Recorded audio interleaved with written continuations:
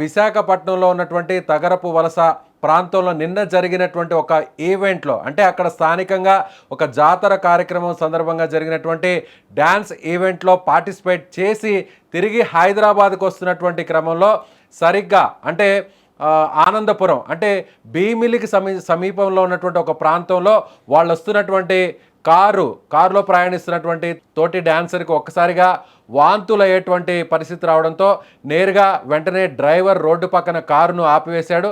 ఆ వెంటనే పండు అందరితో పాటు దిగి రోడ్డు పక్కన నిలబడ్డాడు. సో సరిగ్గా అదే సమయంలో వెనుక వైపు నుంచి అదుపు తప్పినటువంటి ఒక కోళ్లతో వస్తున్నటువంటి వ్యాన్ నేరుగా పండును ఢీకొట్టడం జరిగింది. పండుతో పాటు అక్కడ ఉన్నటువంటి ఎదురుగా ఉన్న కారును, అలాగే కారు ముందున్నటువంటి బొలెరో వెహికల్ను కూడా వేగంగా ఢీకొట్టడంతో పండు చాలా తీవ్రంగా గాయపడ్డాడు. తలకు అలాగే అతని 2 కాళ్ళకు కూడా చాలా పెద్ద గాయాలైనటువంటి పరిస్థితి. వెంటనే అక్కడ స్థానికంగా ఉన్నటువంటి ఒక ప్రైవేట్ కార్పొరేట్ హాస్పిటల్కి అక్కడ ఉన్నటువంటి స్నేహితులందరూ కూడా